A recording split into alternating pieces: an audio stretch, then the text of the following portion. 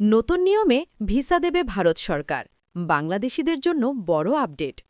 আসসালামু আলাইকুম, স্বাগতম আপনাদের আরও একটা ভিডিওতে। ভারত সরকার নতুন নিয়মে ভিসা দেওয়ার সিদ্ধান্ত নিয়েছে। বিশেষ করে বাংলাদেশি আবেদনকারীদের জন্য কিছু বড় পরিবর্তন এসেছে।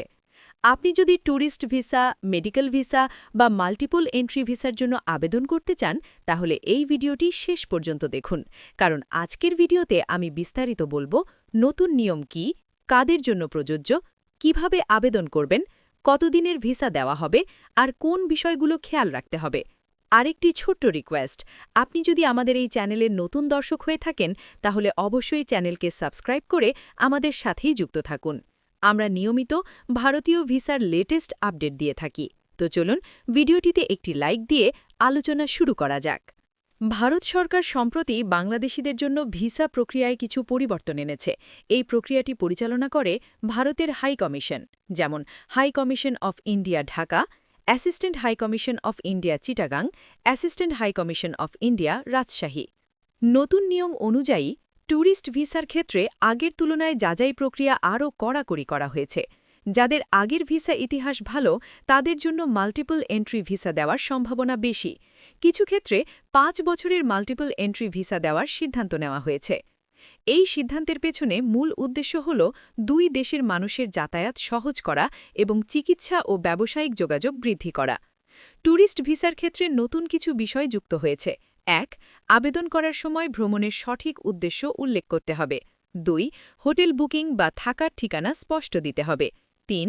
ব্যাংক স্টেটমেন্ট আপডেট থাকতে হবে, সাধারণত ৬ মাসের। ৪. আগের ভিসা ও ট্রাভেল হিস্ট্রি থাকলে তা সংযুক্ত করতে হবে। অনেক ক্ষেত্রে ভিসা এখন দেওয়া হচ্ছে ১ বছর মাল্টিপল এন্ট্রি হিসাবে, তবে নির্ভর করবে আবেদনকারীর প্রোফাইলের উপর। বাংলাদেশ থেকে অনেক মানুষ ভারতে চিকিৎসার জন্য যান। মেডিকেল ভিসার ক্ষেত্রে ভারতীয় হাসপাতালের অ্যাপয়েন্টমেন্ট লেটার বাধ্যতামূলক। রোগীর সাথে একজন অ্যাটেন্ডেন্ট ভিসা পেতে পারেন। জরুরি ক্ষেত্রে দ্রুত প্রসেসিংয়ের সুবিধা রাখা হয়েছে।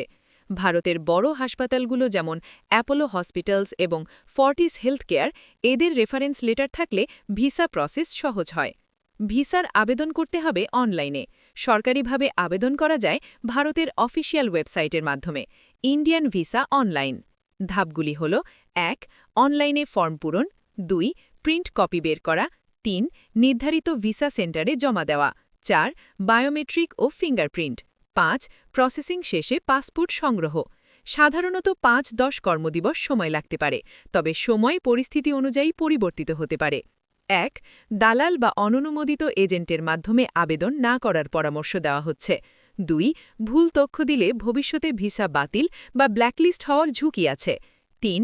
পাসপোর্টের মেয়াদ কমপক্ষে ৬ মাস থাকতে হবে। মনে রাখবেন, সব তথ্য সঠিক দিলে ভিসা পাওয়ার সম্ভাবনা অনেক বেশি থাকে। সব মিলিয়ে বলা যায়, ভারত সরকার নতুন নিয়মে ভিসা দেওয়ার মাধ্যমে প্রক্রিয়াটি আরও স্বচ্ছ ও নিয়ন্ত্রিত করতে চায়। যাদের ট্র্যাভেল হিস্ট্রি ভালো এবং ডকুমেন্টস ঠিক আছে, তাদের জন্য এটি ভালো খবর। বিশেষ করে ৫ বছরের মাল্টিপল এন্ট্রি ভিসা অনেকের জন্য বড় সুযোগ হতে পারে। আপনি যদি ভারত ভ্রমণের পরিকল্পনা করে থাকেন, তাহলে এখনই প্রয়োজনীয় কাগজপত্র প্রস্তুত রাখুন। ভিডিওটি যদি আপনার উপকারে আসে, তাহলে লাইক দিন, শেয়ার করুন এবং চ্যানেলটি সাবস্ক্রাইব করুন। আর কমেন্টে জানাতে ভুলবেন না আপনি কোন ভিসার জন্য আবেদন করতে চান।